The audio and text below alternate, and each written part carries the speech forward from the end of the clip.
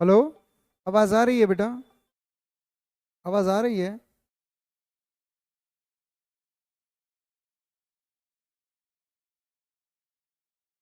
हाँ, आवाज आ रही है अब। सुनो भाई। चलो चलो चलो। आवाज बंद थी, देखिए।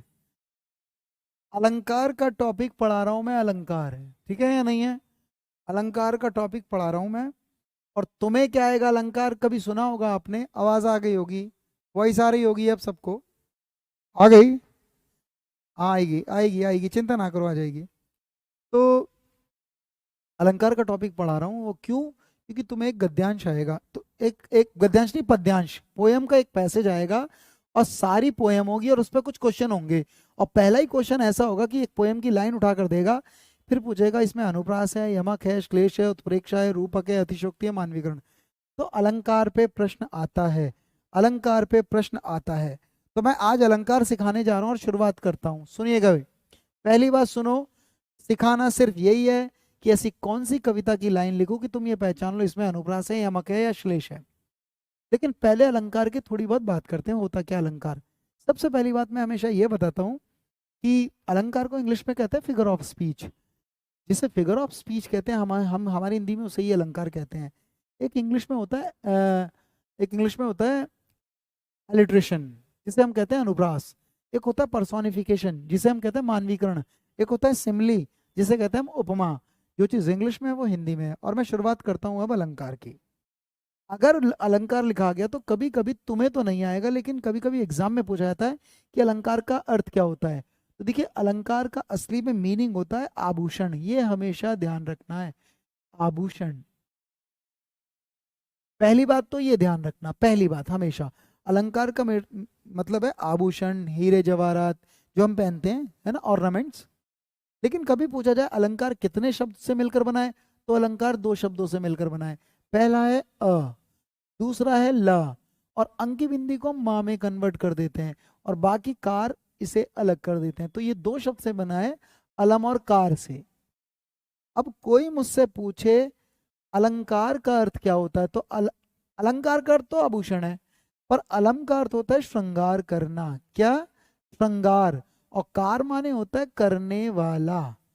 करने वाला। अब सुनिएगा मेरी बात। मैंने ये दो बात बताई और ये जबकि तुम्हारे पेपर से लेने देना इसका कुछ नहीं है, तुम्हें तो कुछ और पूछेगा। लेकिन फिर भी मैं अलंकार की परिभाषा देने के लिए ये सब बताता हूँ। सुनिए। एक हमारी हिंदी में आचार्य दंडी थे। बड़े बड़े विद्वान हुए हैं हिंदी में। अ, आचार्य भरत मुनि भी हुए हैं, आचार्य दंडी भी हुए हैं, आचार्य भामे भी हैं। बहुत सारे आचार्य हैं जिन्होंने बहुत कुछ हिंदी में बनाया है। तो उन्होंने एक बात कही आचार्य दंडी ने कि जैसे एक नारी नारी आभूषण पहन के सुंदर दिखती है ना, उसी तरह हमारी एक छोटी सी पोयम जिस भी चीज से सुंदर दिखेगी उसी को अलंकार कह देते हैं। उसी को अलंकार कहते हैं। तो उन्होंने तो जैसे नारी की सुंदरता आभूषण बनाते हैं, तो कविता की सुंदरता कौन बढ़ाएगा? अलंकार। इसलिए अलंकार को भी आभूषण ही मान लेते हैं, क्योंकि आभूषण ही सुंदरता बढ़ाते हैं। तो सीधी सीधी बात है, अलंकार का अगर अर्थ पूछा जाए तो अर्थ है आभूषण। लेकिन अगर अलंकार में अलम का अर्थ पूछा जाए तो अलम का अर्थ होता है श्रृंगार। और कार का मतलब होता है करने वाला।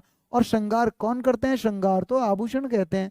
अरे, नारी ऑलरेडी सुंदर होती है, लेकिन अगर आभूषण पहन ले तो और ज्यादा सुंदर हो जाएगी।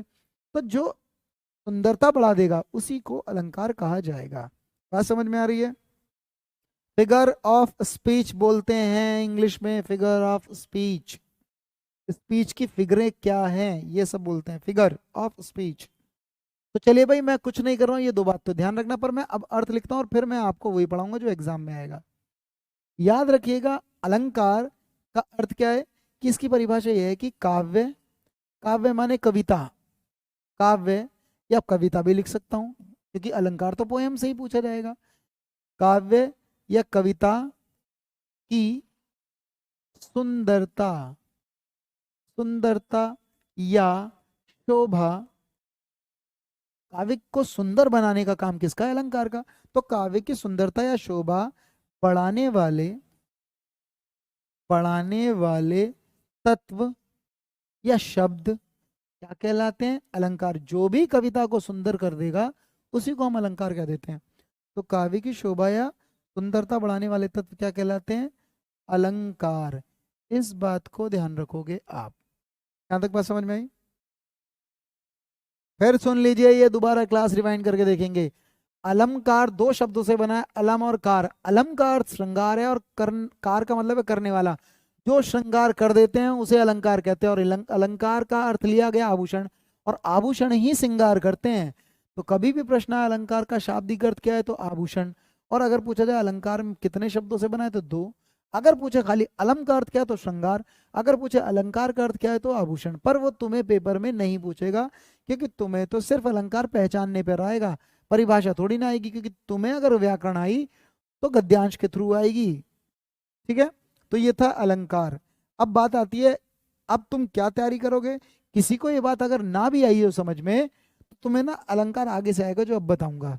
अब नोट करो आगे, नोट करो आगे। उपसर्ग का पीडीएफ रेणु नहीं हुआ है अपलोड, मैंने करा दिया है, देखिएगा आप। अगर नहीं आया तो मैं बोल दूंगा, एक बार नहीं आया तो मैं बोल दूंगा, मैं बोल दूंगा अगर नहीं आया होगा तो। उपसर्ग का पीडीएफ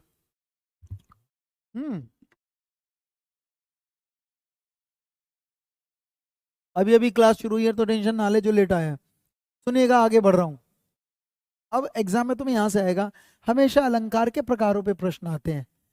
अलंकार, हमेशा अलंकार के प्रकार पे प्रश्न आते हैं। अलंकार के प्रकार पे प्रश्न आते हैं।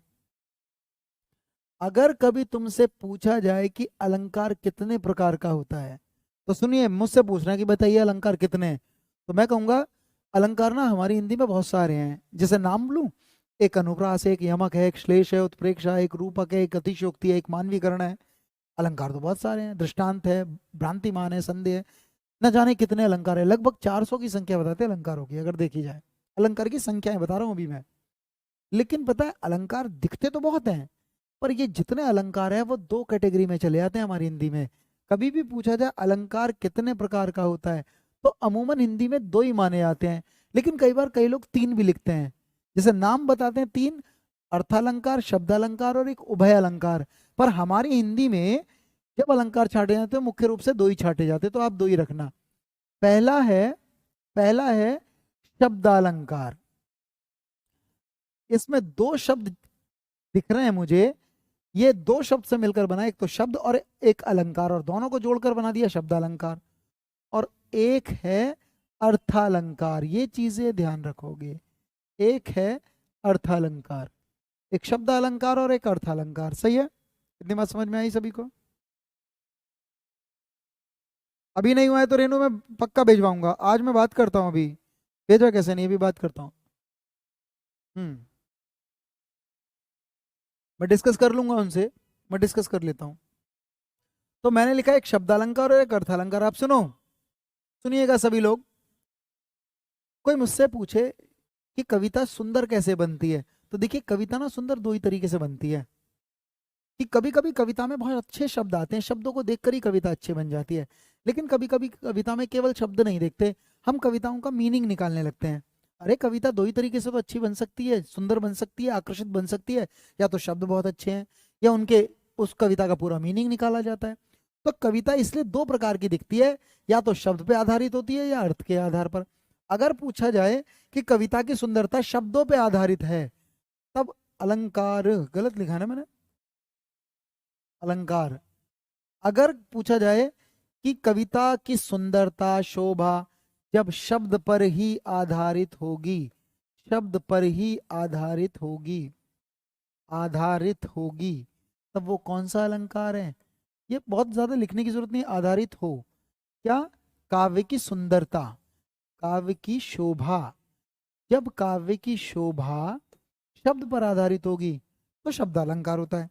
और जब कविता शब्द नहीं देखे जाएंगे, सिर्फ अर्थ ही अर्थ देखा जाए, जब काव्य की शोभा अर्थ पर आधारित हो, अर्थ पर आधारित हो, तो उसे कहते हैं हम, जब अर्थ देखा जाएगा कविता का तब वो अर्थ अलंकार कहते हैं। और हमारी अलंकार, हिंदी में तो अलंकार बहुत थे, अनुप्रास, यमक, श्लेष, उत्प्रेक्षा, रूपक, अतिशयोक्ति। पर ये जितने अलंकार है वो दो कैटेगरी में चले जाते हैं, कुछ में शब्द देखे जाते हैं और कुछ में अर्थ देखा जाता है। पर देखिए शब्द और अर्थ, कुछ में शब्द और अर्थ दोनों देखे जाते हैं, पर कुछ में केवल अर्थ ही देखा जाता है, इतना ध्यान रखना। तो तुम्हें ये याद रखना हमारी हिंदी में ऐसे कौन से अलंकार है जिसे शब्द में रखा जाए और ऐसे कौन से अलंकार है जो अर्थ में लिखा जाए, क्योंकि अलंकार दो प्रकार का दिखता है, शब्दालंकार और अर्थालंकार, और सारे अलंकार दो कैटेगरी में भी डिवाइड हैं। सुनते जाइए। मुझे भी नहीं मिला है, कोई नहीं मिला, मिला नहीं है बेटा, आप पीडीएफ सेक्शन में जाकर देखिए, पीडीएफ सेक्शन में जाकर देखिए, सही है, एक पीडीएफ सेक्शन बना रखा है उसमें होगा। शब्द अलंकार कौन कौन से मैं लिख देता हूं, तो सुनिए, मैं कुछ अलंकार लिख रहा हूं जो एग्जाम में आएंगे। मैंने पहला लिखा अनुप्रास। पता है अनुप्रास में शब्द अलंकार में रखते हैं, वो अर्थ अलंकार का हिस्सा नहीं है, क्योंकि इसमें वर्ण या शब्द ही देखे जाते हैं। एक दूसरा होता है यमक, एक यमक अलंकार है, और एक तीसरा होता है बच्चे श्लेष, श्लेष, एक होता है श्लेष, ये ध्यान रखना। ये तीन अलंकार हैं जो तुम्हें देखने पड़ेंगे। एक अलंकार का नाम और लिख देता हूं मैं, एक है पुनरोक्ति प्रकाश अलंकार। मैं ज्यादा अलंकार नहीं कराऊंगा, तुम्हें कम आएगा, ऊपर के ये तीन ही आएंगे। एक होता है पुनरोक्ति प्रकाश अलंकार, जिसे हमारी हिंदी में कभी कभी विप्सा भी कह दिया जाता है। हालांकि विप्सा और पुनरोक्ति प्रकाश में थोड़ा बहुत अंतर बताया जाता है, लेकिन तुम विप्सा और इसमें एक ही साथ ही रखना। तो सुनो, इनमें केवल शब्द या वर्ण देखे जाएंगे, ठीक है ना। बाकी इन चारों के अलावा जितने भी हैं, हालांकि इसमें एक वक्रोक्ति भी आता है, वो नहीं बताना, इतना डीप नहीं आएगा तुम्हें, पर इनके अलावा जितने भी अलंकार हैं वो सारे अर्थालंकार पे डिपेंड करते हैं। जैसे मैं नाम लिखने जा रहा हूँ, इसमें कौन कौन से सिखाने मुझे तुम्हें, एक उपमा अलंकार सिखाना है, आता है एग्जाम में। ये खाली अनुप्रास नहीं लिखा, अनुप्रास अलंकार, यमक अलंकार, श्लेष अलंकार, पुनरोक्ति प्रकाश अलंकार, एक है उपमा अलंकार, एक दूसरा होता है उत्प्रेक्षा अलंकार, याद रखना, एक तीसरा होता है रूपक अलंकार, एक तीसरा होता है रूपक अलंकार। प्रीफिक्स की भी सर क्लास करवा तो दी बच्चे, पीडीएफ है बस।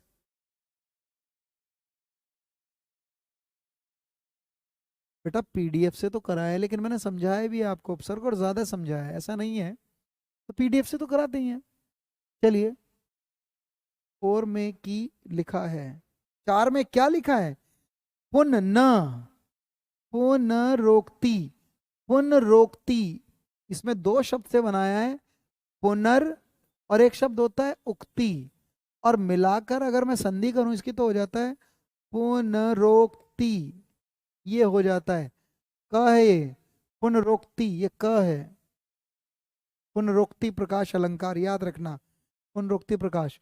एक लिखा रूपक, एक और लिखो चौथा, अतिशयोक्ति पूछा जा सकता है, अतिशयोक्ति, और एक पांचवा है मानवीकरण अलंकार, पर्सोनिफिकेशन। तुम सुनो, तुम्हें इससे ज्यादा अलंकार नहीं सीखने, चार ये अलंकार और पांच ये, लगभग 9 फिगर ऑफ स्पीच या अलंकार सीख लोगे तो तुम्हें ये सारी अलंकार आ जाएंगे। अब सीटेट में अब तक कौन कौन से अलंकार आ गए हैं ये भी सुन लो। ज्यादातर अनुप्रास पूछा गया है, इजी वाला, यमक भी पूछा जा चुका है, एक इसमें रूपक पूछा जा चुका और एक उपमा और एक मानवीकरण, ये अलंकार पूछे गए। तो इंपॉर्टेंट सिर्फ यही है, लेकिन तुम्हें सारा बताना जा रहा हूं मैं। तो ये अलंकार पूछे गए हैं अब तक। तो शुरुआत, good afternoon Saroj, good afternoon. तो भाई तुम्हें अब तक किसी को कुछ समझ में आया हो या नहीं हो, इतनी बात बतानी थी। तुम्हें अब पेपर में क्या आएगा ये सुन लो, सभी लोग सुन लो। मैंने शब्द अलंकार बता दिया, अर्थ अलंकार, अलंकार सारे ऐसे बटे हुए हैं, ठीक है। तुम्हें क्या सिखाना है, तुम्हें एक पोएम की लाइन आएगी और तुम्हें यह पूछेगा इसमें अनुप्रास है, इसमें यमक है, इसमें श्लेष है, इसमें पुनरुक्ति प्रकाश है, इसमें उपमा है, इसमें उत्प्रेक्षा है।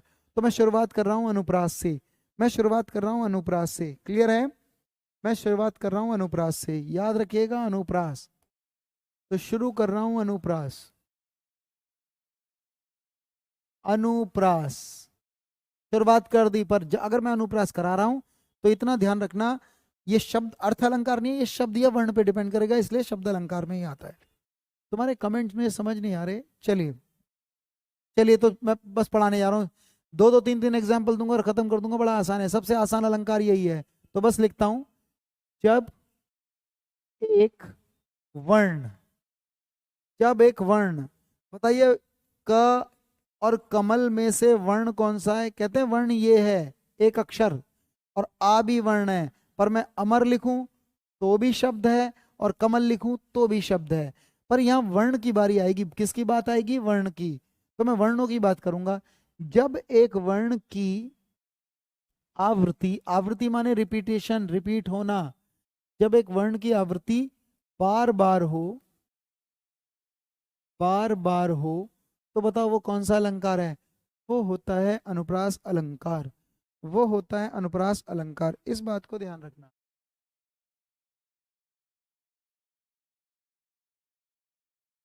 गुरमित सुनिए, चलिए। गद्यांश की पीडीएफ दी तो दी होगी, नहीं है तो मैं भेज दूंगा गद्यांश की पीडीएफ, कई पीडीएफ है मेरे पास। सही है। हम्म। गद्यांश तो मैंने कराया, उसकी पीडीएफ क्या करोगे, पूरा वीडियो देखो, उस वीडियो में सारा गद्यांश तो कराया मैंने। क्या गद्यांश की भी पीडीएफ चाहिए जो कराया है, वो तो कर ही लोगे जब समझा है। तो मैंने लिखा है जब एक वर्ण की आवृत्ति बार बार होगी तो उसे कहते हैं अनुप्रास। और एक दो एग्जाम्पल से सीख लो इसे। अगर मैं कहूं, सुनिएगा भाई, रघुपति, राघव, राजा, राम, कैसे पहचाने अनुप्रास है। और फिर अगला है ना, पतित पावन सीता राम। तो देखिए कुछ ना करो, इस शब्द में पहला वर्ण रा है, दूसरे में भी रा है, तीसरे में भी रा है, चौथे में भी रा है। जब एक वर्ण बार बार आवृत्ति होती जाएगी, उसकी रिपीट होता जाएगा, तब उसे कहते हैं अनुप्रास। एक चीज और सीखो, मैंने पहले र लिखा, फिर रा लिखा है, फिर री लिखा है, फिर रू लिखा है, फिर रे लिखा है। सब में रा है, सब में रा, पर मात्राएं अलग हो सकती हैं, इसमें और इसमें मात्रा तो अलग है, पर है तो राई। तो थोड़ा सा ध्यान रखना। एक और देखिए दूसरा उदाहरण, कोई अर्थ नहीं बता रहा हूं, उदाहरण देखिए। कालिंदी, फूल, कदम्ब, कदम्ब की डारन, कालिंदी कूल कदम्ब की डारन। तो देखिए क्या सब में का की रिपीटेशन है पर अंत में नहीं है। पर अगर दो बार भी शब्द रिपीट हो रहा है, दो तीन बार, तो ये अनुप्रास है। आपको ये ध्यान रखना है, ये अनुप्रास अलंकार है। बेटा पीडीएफ से देकर प्रैक्टिस करा दूंगा, टेंशन ना लो। प्रैक्टिस नहीं, पहले कोर्स तो कवर करें हम, प्रैक्टिस अभ्यास तो करेंगे ही। इसे देखिए, एक तीसरी बात करने जा रहा हूँ, सुनो। एक तीसरी चीज करने जा रहा हूँ, सुनिएगा मेरी बात। एक तीसरी बात करने जा रहा हूँ, सुनिए। सर जी पार्कटिक के लिए क्या, पार्कटिश, प्रैक्टिस के लिए क्या इंपॉर्टेंट है। प्रैक्टिस के लिए मैं तुम्हें दे भी तो रहा था पीडीएफ, क्या प्रैक्टिस के लिए पीडीएफ दे दूंगा, उसमें आंसर भी है, देख लेना। उपसर्ग की मैं डलवा दूंगा, टेंशन क्यों ले रहे हो, बाकी तो सारी डलवाई है मैंने। वर्कशीट तो सारी है तुम्हारे पास, ग्रामर की, विशेषण की भी डलवाई है। चलिए देखिए, तो ये हो गया एक शब्द और, सुनिए। अगर मैं कहूं सपने, सुनहरे, मन भाए, तो ये भी अनुप्रास है। सा सा वर्ण की आवृत्ति दो बार भी हो गई तो भी अनुप्रास है। तो पहली बात एक चीज सीखिए, अगर किसी कविता में पुनरुक्त की आवृत्ति होती है तो उसे अनुप्रास कहते हैं। प्रैक्टिस के लिए ऐसा करेंगे, प्रैक्टिस के लिए मैं भेजूंगा पीडीएफ, ठीक है। और मैं भेजता भी आया हूँ, बस एक उपसर्ग की नहीं आई, उपसर्ग की भी प्रैक्टिस भेजूंगा, नई प्रैक्टिस भेजूंगा, थोड़ा मुश्किल होगा, कर लेना, उसके आंसर भी उसी के अंदर होंगे। ठीक है, तो हो गया अनुप्रास। आगे बढ़ते हैं, पहले शब्द अलंकार ही शुरू कर रहे हैं। दूसरा, नंबर 2, एक है यमक अलंकार। सुनिएगा, यमक समझते जाइए, यमक अलंकार किसे कहते हैं। यमक अलंकार कहते हैं कि पहले हमें क्या सीखना है, ऐसा कौन सा उदाहरण दूं कि तुम पहचान लो ये यमक अलंकार है। पर एक काम करो, पहले इसकी एक पहचान देख लेते हैं, क्या पहचान है यमक की। लिखें, जब एक शब्द, एक शब्द एक से अधिक बार आए, जब एक शब्द एक बार आएगा, एक से ज्यादा बार, जब एक शब्द एक से अधिक बार आए, अधिक, जब एक शब्द एक से अधिक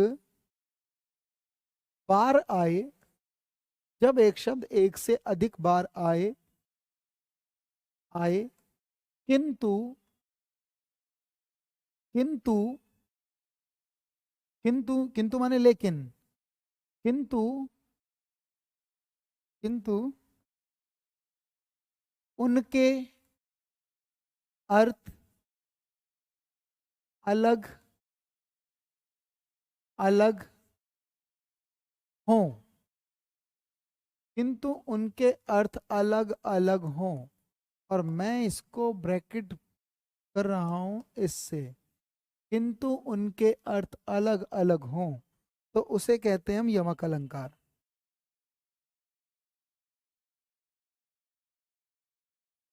संधि की सीटेट में बहुत कम आता है प्रश्न संधि का बेटा, संधि का कम आता है, ठीक है।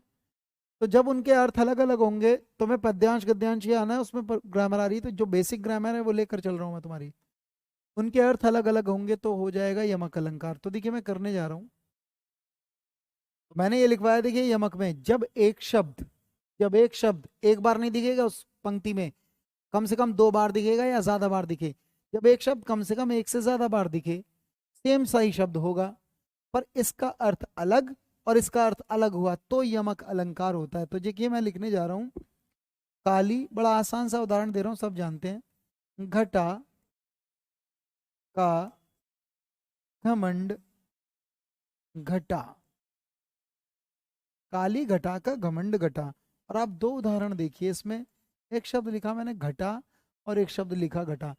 जब किसी पंक्ति में शब्द 2 बार आ जाए और उनके अर्थ अलग होंगे तो यमक अलंकार होता है। जैसे उदाहरण दूं, काली घटा, तो बताओ काली घटा का मतलब जमीन या बादल? इसका घटा का अर्थ है बादल। काली घटा, काले बादल, काली घटा का घमंड, घमंड माने प्राउडनेस, घटा यानी कम हो गया, ज्यादा नहीं कम हो गया, घटा माने घटना, और इसका अर्थ है कम होना।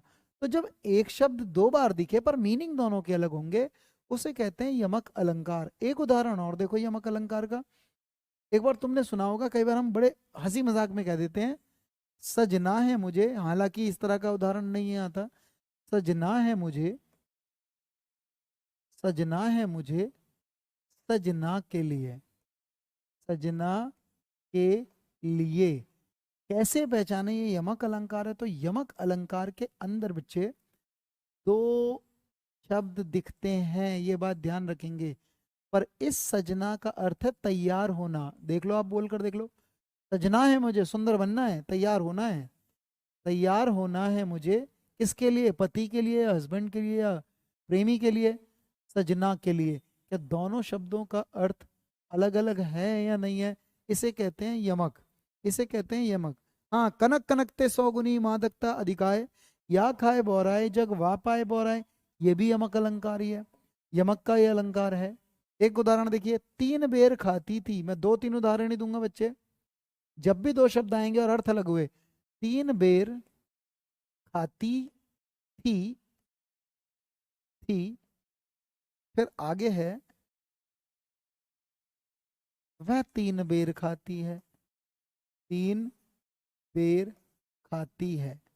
अच्छा, यहां पता है ऐसा लगेगा 2 बार शब्द है, तीन तीन, बेर बेर, खाती खाती, और है अलग है, इसमें तो कई शब्द रिपीट हो रहे हैं। पर यहाँ पर सिर्फ एक ही शब्द ऐसा है जिसके अलग अर्थ हैं, एक तो बेर और एक बेर। कैसे? क्योंकि 3 का अर्थ समान है, तीन तीन एक जैसे हैं। जब मैं कहता हूँ 3 बेर खाती थी, पहले वह कितनी दफा खाती थी? सुबह दोपहर शाम 3 बेर खाती थी, 3 दफा। जब माँ बाप के पास रहती थी तो 3 दफा खाना मिलता था, सुबह दोपहर शाम, फूल फूल कर मोटी हो रही थी, 3 बेर खाती थी। पर जब से शादी हो गई है, कितने बेरों से गुजारा चल रहा है? 3 बेर, वह 3 बेर खाती है। जो 3 बेर खाती थी अब वो 3 बेरों से ही गुजारा चल रही है।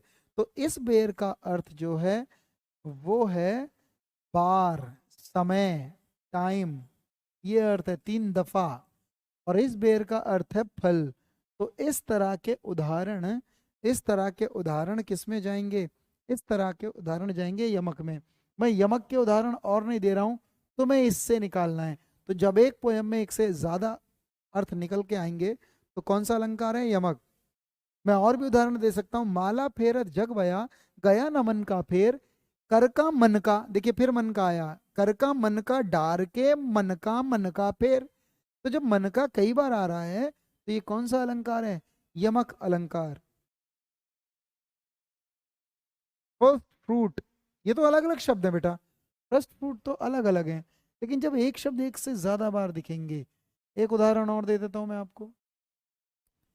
एक है कहे कवि बेनी, कहे कवि बेनी। बेनी किसी कवि का नाम है, बेनी कवि कुछ कह रहा है, तो पहले बेनी का अर्थ है नाम। अभी मैं आगे बढ़ूंगा, कहे कवि बेनी, फिर कहा जा रहा है कहे कवि बेनी, कॉमा डाल के, कहे कवि बेनी, बेनी व्याल की चुराई लीनी। बेनी व्याल, व्याल माने होता है सांप, बेली बेनी व्याल की चुराई लीनी। मुश्किल भी दिखता है कई बार ये, लेकिन तुम तो इससे ही काम चलाओगे। अगर रिपीट है लीनी, बेनी व्याल की चुराई लीनी, इसे यहां से जोड़ लेना तुम लोग, या मैं सही से लिख दूं। यहाँ देखिए, यहाँ जोड़ देता हूँ, लीनी की जगह ये लिख देता हूँ, लीनी। आधा ना है बेटा ये, लीनी। तो देखिए दो बार बेनी आ गया, एक ये रहा और एक ये रहा। अब देखिए बेनी का अर्थ नहीं आया तो तुम कहीं ना कहीं तो रिपीट तो कर लोगे, लेकिन देखिए कवि बेनी कह रहा है, इसका नाम है किसी का नाम, कवि का नाम, कि उसकी बेनी किससे चुराई है उसने, व्याल किससे चुराई लीनी। सीधी सीधी बात है, बेनी मानी होते चुटिया, चोटी, बाल, तो चोटी लिख रहा हूं। कवि बेनी ये कह रहा है कि उसने अपनी चोटी किससे, व्याल माने सांप, व्याल से चुराई लेनी, के सांप से चुरा ली है, सांप की तरह दिख रही है। तो कहीं ना कहीं दोनों बेनियों का अर्थ यहाँ अलग है। बेनी वेणी को कहते हैं, वेणी माने बाल, छोटी। रम वृक्ष भानुपुरी, समझ नहीं आ रहा बच्चे क्या करें आप। तो सरिता ये मैंने बता दिया है, यमक दो अलंकार हुए हैं, ये अलंकार तुम्हें कैसे आएगा फिर सुन लीजिए। एक सेंटेंस आएगा, बस पूछ लेगा इसमें यमक है या अनुप्रास, तो दो अलंकार हो गए। मैं तीसरे पे जा रहा हूँ, श्लेष। पर बताए श्लेष में अभी नहीं बताऊंगा, शब्द अलंकार का जो श्लेष अलंकार है वो मैं सबसे अंत में बताऊंगा। वो क्यों? क्योंकि और अलंकार इससे आसानी तरीके से पहचान लोगे, इसे सबसे अंत में बता दूंगा, क्योंकि थोड़ा सा मुश्किल पड़ता है। इसके बाद पुनरोक्ति प्रकाश भी कर लेते हैं। पुनरोक्ति प्रकाश, पुनरोक्ति प्रकाश अलंकार की बात करने जा रहा हूं। पुनरोक्ति प्रकाश को एक नाम से हमारी हिंदी में जानते हैं, इसे कई बार वीपसा कह दिया जाता है, पर दोनों में अंतर है थोड़ा सा। चाहूं तो मैं बताऊं, लेकिन तुम बस इतना ध्यान रखो, वीपसा या पुनरोक्ति प्रकाश। आप एक काम करेंगे, पुनरोक्ति प्रकाश कैसे पढ़ेंगे, मैं लिखने जा रहा हूं, जब जब शब्दों की शब्दों की पुनरावृत्ति, रिपीटेशन होगी शब्दों की, पुनरावृत्ति के द्वारा म- जब शब्दों की पुनरावृत्ति के द्वारा मनोभावों को मन के भावों को, मनोभावों को व्यक्त किया जाए, व्यक्त किया जाए, जब शब्दों की पुनरावृत्ति के द्वारा मन भावों को व्यक्त किया जाए, तो तो कौन सा अलंकार होगा, तो होगा,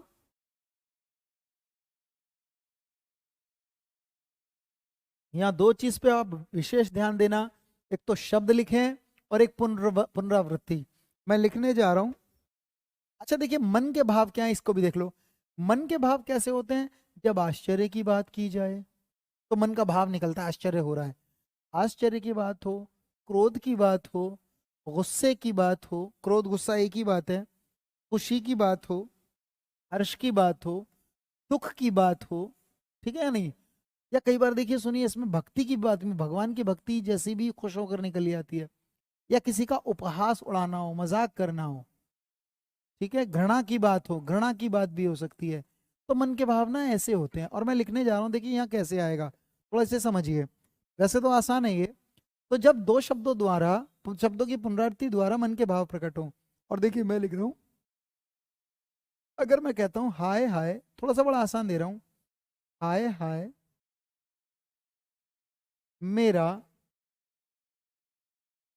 प्राण प्यारा कहाँ है, और आगे है जल में डूबी हुई दुख का सहारा कहाँ है, इस तरह से है। तो देखिए मैंने लिखा हाय हाय मेरा प्राण प्यारा कहाँ है। तो तुम एक काम करो, क्या सुनिए, इसमें तुम्हें दो शब्द दिखाई देंगे। बात समझ में आई? दो शब्द दिख रहे हैं, नहीं दिख रहे? और जब दो शब्द दिखाई देंगे, जब दो शब्द दिखाई देंगे तो दोनों के अर्थ अलग अलग है। दो शब्द तो यमक में भी दिखाई देते हैं, दो शब्द पुनरुक्ति प्रकाश। पुनरुक्ति प्रकाश में दोनों शब्द दिखाई तो देते हैं पर दोनों के अर्थ एक ही होते हैं। दोनों का सेम अर्थ है, हाय हाय इसका एक ही अर्थ है। पर क्या इस पूरे सेंटेंस में किसी का कोई दुख का भाव प्रकट हो रहा है? जब दो शब्द आए और उनके अर्थ अलग होंगे तब तो यमक अलंकार है। लेकिन जब दो शब्द आए उनके अर्थ समान हो और उससे कभी दुख के, क्रोध के, हर्ष के, भक्ति के भाव प्रकट होंगे, उसे हम क्या कहते हैं? वीप्सा या पुनरुक्ति प्रकाश अलंकार। एक चीज और जान लेना यहाँ पर कि कई बार इसमें एक्सक्लेमेशन साइन भी आ जाता है। कई बार आएगा मधुर मधुर, ऐसे भी दे देते हैं कई बार, मधुर मधुर मेरे दीपक जल। वैसे तो ये लगाना पड़ा चाहिए इन्हें, एक्सक्लेमेशन साइन, मेरे दीपक जल। और इसमें खुशी का भाव है, अगर देखोगे तो इसमें खुशी का भाव है। तो थोड़ा सा ध्यान रखना, थोड़ा सा ध्यान रखना, जब कभी दो शब्द आए और उनके समान अर्थ निकलेंगे वहां पुनरुक्ति प्रकाश लगाया जाएगा। ठीक है ना, वहां पुनरुक्ति प्रकाश लगाया जाएगा। जैसे कभी कभी सुना होगा, करत करत अभ्यास के जड़मति होत सुजान, यानी अभ्यास करते करते, और यहाँ करते करतों के समान अर्थ हैं, इसमें भी हम पुनरुक्ति प्रकाश छांट सकते हैं। तो जब दो शब्दों के समान अर्थ आएंगे तो उसे कहते हैं पुनरुक्ति प्रकाश। श्लेष मैंने रोका हुआ है, श्लेष में अंत में बताऊंगा। मैं आ गया अर्थालंकार पे, और अर्थालंकार में सबसे पहले उपमा अलंकार की बात करने जा रहा हूं, ध्यान से सुनिएगा। अर्थालंकार में सबसे पहले मैं उपमा अलंकार की बात करने जा रहा हूं। क्या सबको समझ में आ रही है क्लास? जरा थंबनेल बनाकर भेजिए।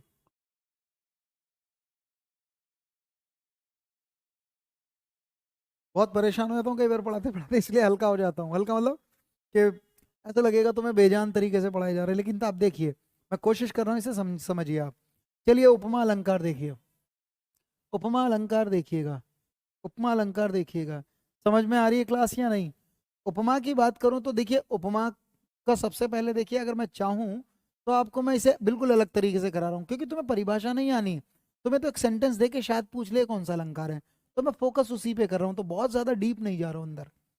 तुम एक काम करोगे, कभी कभी उपमा का अर्थ पूछा गया सीटेट के अंदर, क्योंकि शब्द का अर्थ पूछा जा सकता है।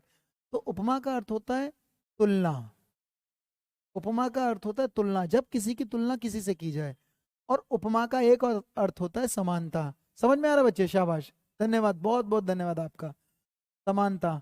इस समय बस मैं तुम्हें पढ़ा रहा हूँ मन नहीं कर रहा, लेकिन मैं कर रहा हूँ कोशिश, पूरी शिद्दत से लगा पड़ा हूँ। तुलना और समानता।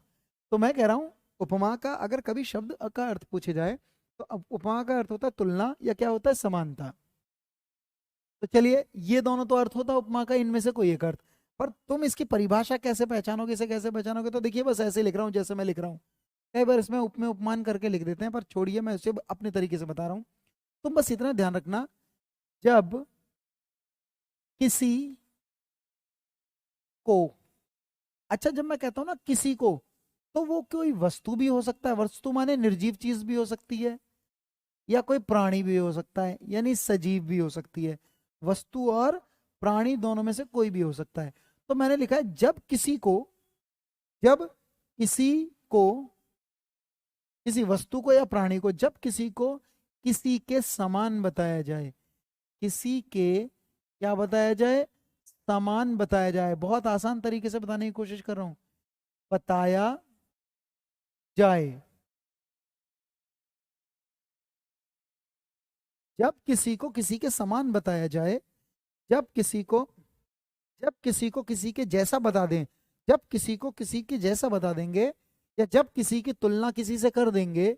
इसकी परिभाषा भी हो सकती है, जब किसी की, किसी वस्तु प्राणी की तुलना किसी दूसरी वस्तु प्राणी से की जाए, या जब किसी की को किसी दूसरे, ये लिखो, जब किसी को किसी दूसरे, यहां पर मैं दूसरा भी वर्ड जोड़ देता हूं, किसी दूसरे के समान बताया जाए, कोई दूसरी चीज, कोई दूसरा प्राणी के समान बताया जाएगा, वहां होता है उपमा अलंकार। अभी तो मैंने इतनी बात करी, अभी तो मैंने इतनी बात करी, लेकिन उपमा अलंकार को मैं चाहूं अभी एग्जाम्पल दूं, पहचान लोगे। लेकिन यहाँ पर का ना एक तरीका और लिखो इसमें, कभी कभी उपमा अलंकार में कुछ शब्द आते हैं, उन शब्दों को देख के ही हम पहचान लेंगे उपमा अलंकार है। तो नोट करके यहाँ पे ये लिखो, नोट करके एक चीज ध्यान रखना कि जो मैं शब्द लिखने जा रहा हूं, अगर ये शब्द कभी भी किसी भी एग्जाम्पल में आए तो वो उपमा अलंकार होंगे। तो मैं लिख रहा हूं, मैं कुछ शब्द लिख रहा हूं, इस अलंकार में, ये दूसरी चीज यार नोट करना भी नहीं है, इसे ऐसे ध्यान रखना, मैं दूसरी बात लिखने जा रहा हूं। इस अलंकार में, किस अलंकार की बात कर रहा हूं? उपमा की। इस अलंकार में कुछ शब्द आते हैं भाई। इस अलंकार में, इस अलंकार में मैंने एक वर्ड लिखा है के समान। क्या लिखा है? के समान। ये दिख सकता है ये पूरा शब्द। के समान ना दिखे तो सा, से, सी, सरिस, या एक शब्द और लिखो सम,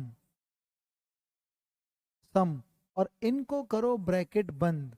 तो इस अलंकार में ये शब्द दिखाई दे सकते हैं, यानी इनमें से कोई एक शब्द दिखाई दे सकता है। और इन शब्दों को हमारी हिंदी में कहते हैं वाचक शब्द। तो इन अलंकार में ये वाचक शब्द दिखाई देते हैं।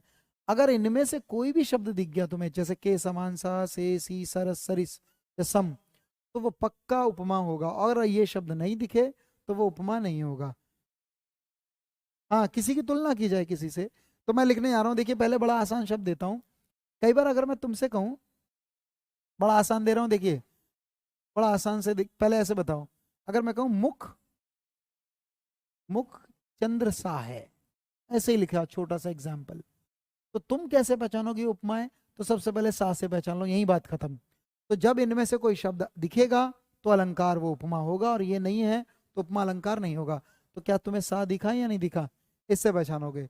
लेकिन बताइए, यहाँ किसी को किसी के जैसा बता रहे हैं, किसी को किसी के समान बता रहे हैं।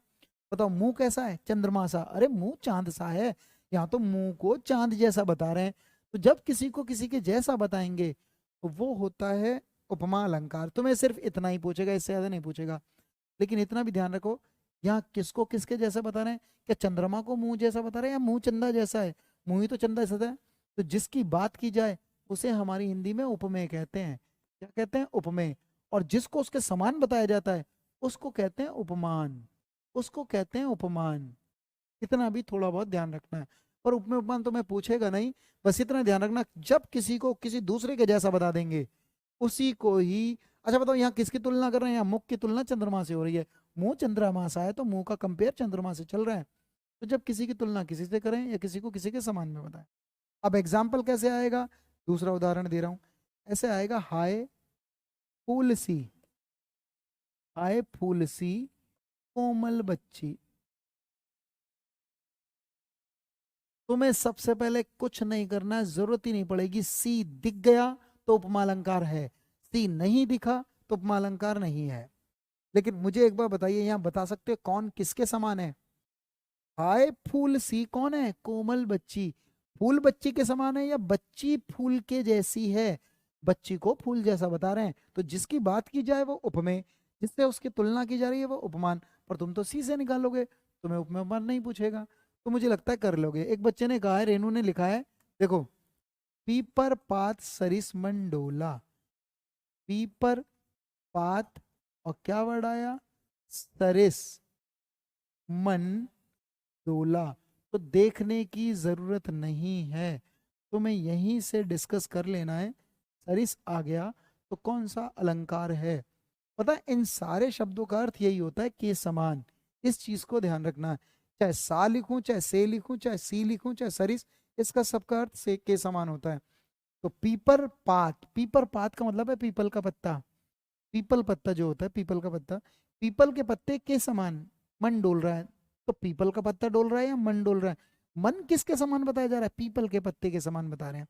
तो ये उपमेय, ये उपमान। तो थोड़ा सा यहाँ ध्यान रखिएगा, थोड़ा सा ध्यान रखिएगा। मैं इससे ज्यादा अलंकार नहीं दे रहा हूँ, पर ध्यान रखना है।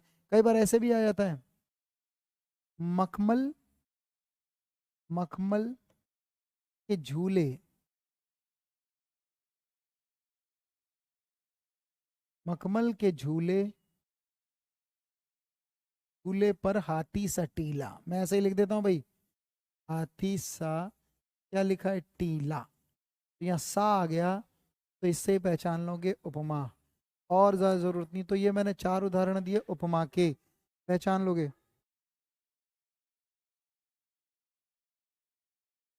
सर्वनाम दो की जगह समास दो आएगा।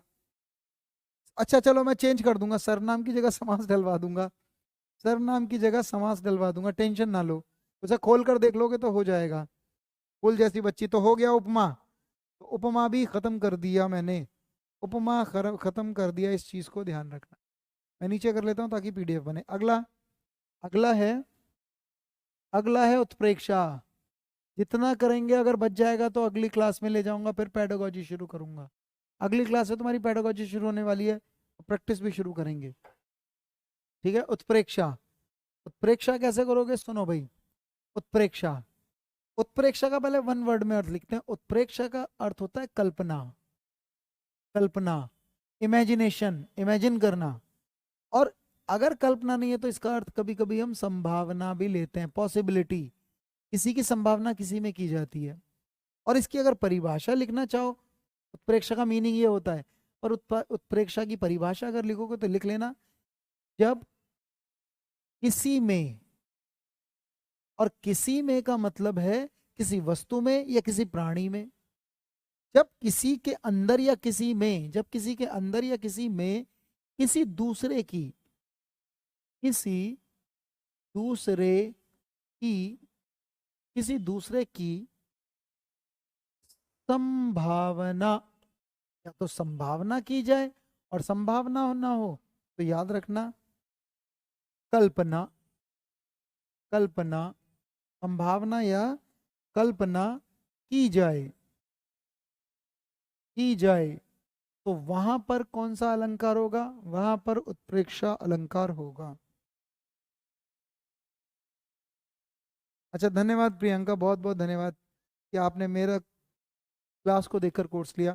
मैं पूरी कोशिश करता हूँ, पर कभी कभी हो सकता है मेरी क्लास में थोड़ी बनावट सी नजर आए, पर मैं पूरी शिद्दत से कोशिश करता हूँ आप लोगों को पढ़ाने की, और मैं भरपूर प्रयास करता हूँ इसके लिए।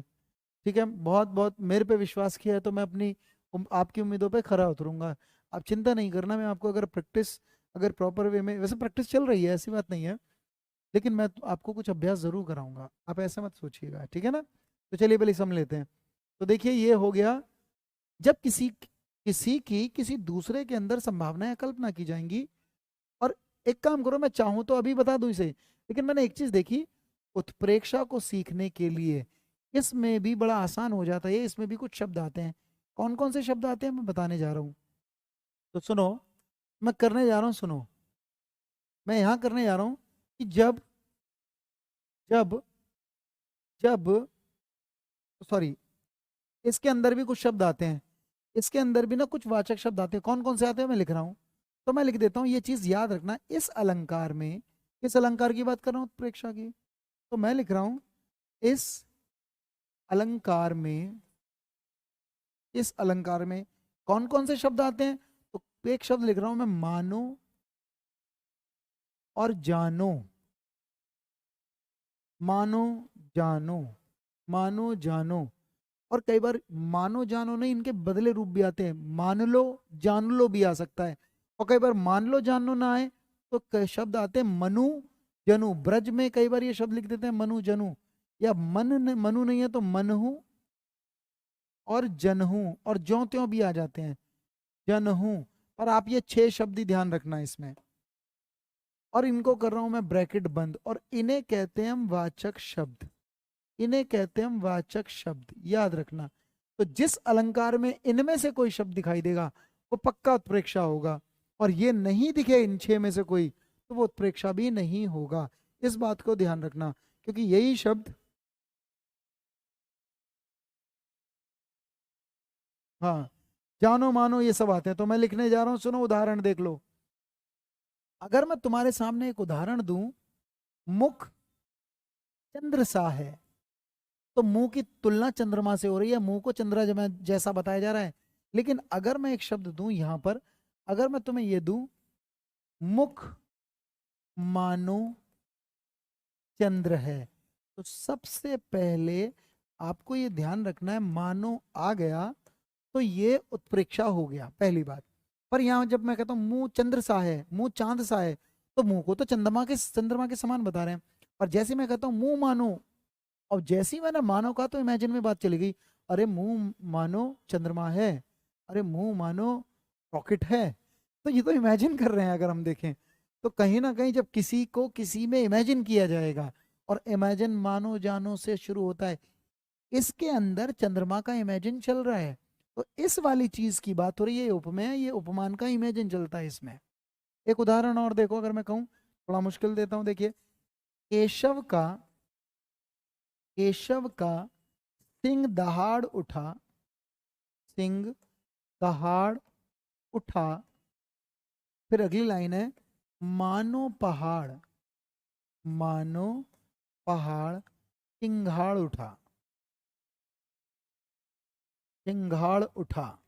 अगर मुझसे कहेंगे कि इसमें कौन सा अलंकार है, तो देखने की जरूरत नहीं है क्या इसमें मानो या मनु शब्द आ रहे हैं नहीं आ रहे। केशव का शेर दहाड़ उठा, बात केशव के शेर की हो रही है, केशव का शेर तो दहाड़ उठा।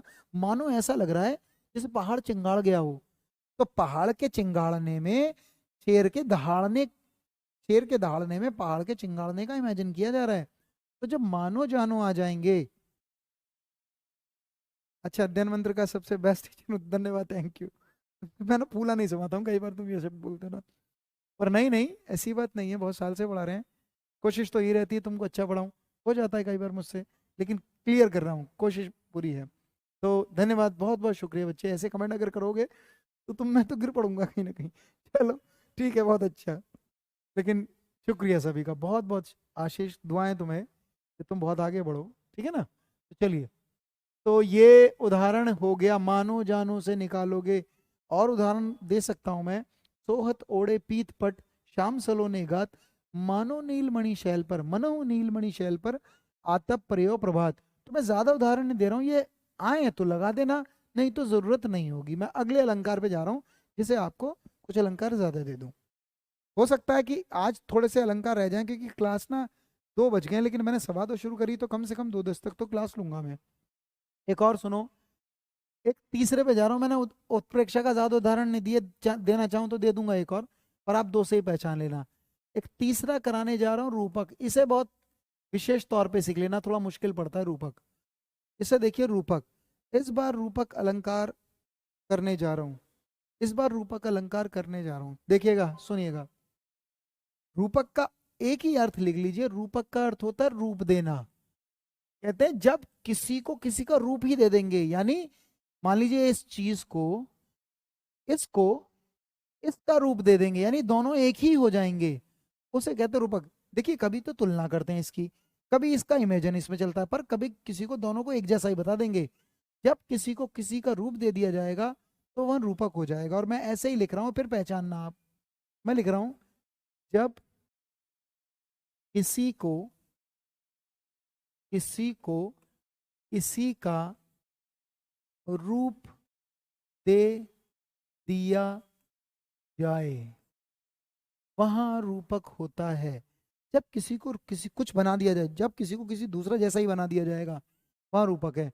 तो जब किसी को किसी का रूप दे दिया जाएगा, वहां रूपक होगा। और मैं पहले इसे समझाता हूँ, फिर उदाहरण दूंगा। एक चीज सुन लो सभी लोग। अगर मैं कहता हूं अगर मैं कहता हूं मुंह या मुख चंद्र सा है, तो बताओ, मुंह चंद्रमा नहीं बन गया, मुंह तो चंद्रमा सा है। यानी इसका कंपेयर इससे चल रहा है, मुंह कैसा है, चंद्रमा, तो मुंह को चंद्रमा के समान बता रहे हैं। और जब मैं लिखूं मुख मानो, तो मानो इमेजिन चलेगा। मुख मानो क्या है, चंद्र है, तो ये तो उत्प्रेक्षा है। लेकिन कभी कभी लिखा जाएगा मुख चंद्र है, ये मुंह चंद्रमा सा नहीं है, मुंह ही चंदा हो गया है, मुख चंद है। और इसमें बीच में हाइफन लगा देते हैं, योजक चिन्ह।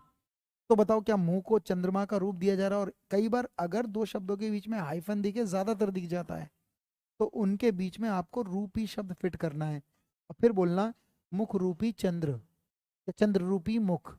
असली में मुंह चंद्रमा जैसा नहीं है, मुंह को चंद्रमा का रूप दे रहे हैं, ना कि चंद्रमा को मुंह का रूप दे रहे हैं। तो चंद्र रूपी मुख। याद रखना, जिस शब्द के 2 शब्द में अगर बीच में हाइफन है और रूपी लगा के उसका अर्थ निकाल लो, तो रूपक होगा। उसी में से किसी को किसी का रूप दिया जा रहा होगा। तो देखिए मैं लिखने जा रहा हूँ, सुनो, ठीक है? इतनी बात समझ में आई? समझ में आ रहा है ना? तो बड़ा धीरे धीरे चलो। मैं लिखने जा रहा हूँ कुछ शब्द। तो पहला मैंने लिखा मुख, मुंह सा चंदा नहीं ना, मुंह मानो चंदा है, क्या है? मुख चंद्र है। और मुख और क्या लिखा है? चंद्र है। किसको किसका रूप दिया जा रहा है? मुंह को चंद्रमा ही बना दिया है। मुंह सा चंद्र नहीं, मुंह ही चंद्र है। तो इसमें ऐसे हाइफन आता है और ये हो जाता है चंद्र रूपी मुख या मुख रूपी चंद्र। तो मुंह को चंद्रमा का रूप दे रहे हैं। अब सुनिए, एक उदाहरण दे रहा हूं। कभी कभी आता है चरण कमल बंदो हरिराई। एक उदाहरण ऐसे करके आता है, रूपक कम पूछेगा लेकिन ध्यान रखो। और दो शब्दों के बीच में हाइफन है। पहले तो देखो ये सूरदास का दुआ, और उसने उन्होंने क्या कहा है? उन्होंने कहा है चरण कमल बंदो हरि। हरि माने होता है विष्णु, कृष्ण। ये कृष्ण के चरण कमलों की मैं वंदना करता हूँ, पूजा करता हूँ। अच्छा, असली में कमल को हटा रहा हूँ, असली में वो चरणों की वंदना करते हैं।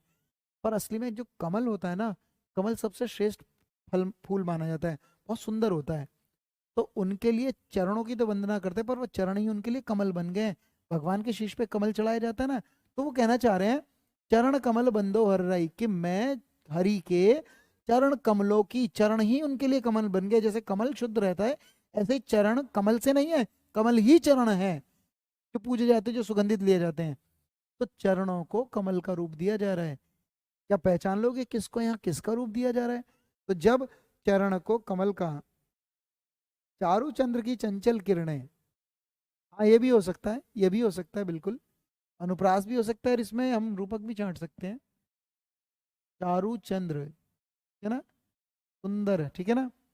तो ये भी हो सकता है, ये भी हो सकता है। चरण कमल, विशेषण विशेषण नजर आते हैं। चलिए एक उदाहरण दे रहा हूं, देखो इसे पहचानो। मीरा कहती हैं पायो जी मैंने राम रतन धन पायो।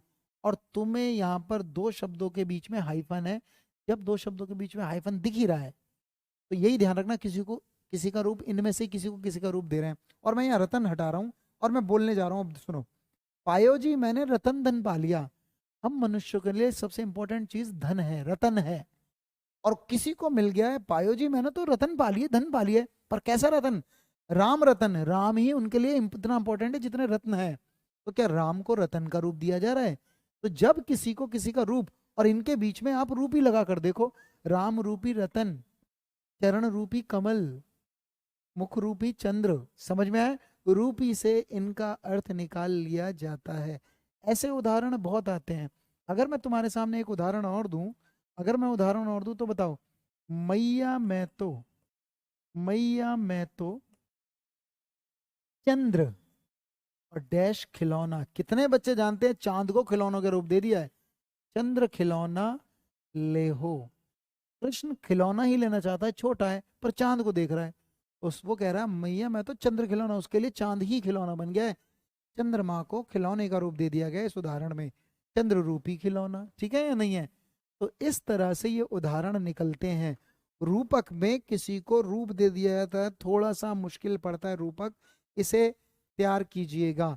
कभी कभी ये प्रश्न आते हैं, समझ में, मेरी बात समझ में आई होगी। आज मैं इतनी क्लास रख रहा हूँ भाई। अगली क्लास में अगर मैं पेडागोजी शुरू करूँ, तो अगली क्लास में जो अलंकार बच गए वो बताने जरूरी है, पहले वो कराऊंगा, और शायद कुछ प्रैक्टिस अभ्यास कराऊंगा, एक गद्यांश लूंगा। तो अगली क्लास में एक गद्यांश लेके कुछ बचा हुआ हिस्सा वो खत्म करूंगा, और एक पैसेज कराऊंगा, फिर पैसेज की प्रैक्टिस कराऊंगा, ठीक है ना? और नेक्स्ट क्लास से आपको पेडागोजी शुरू करने वाला हूँ।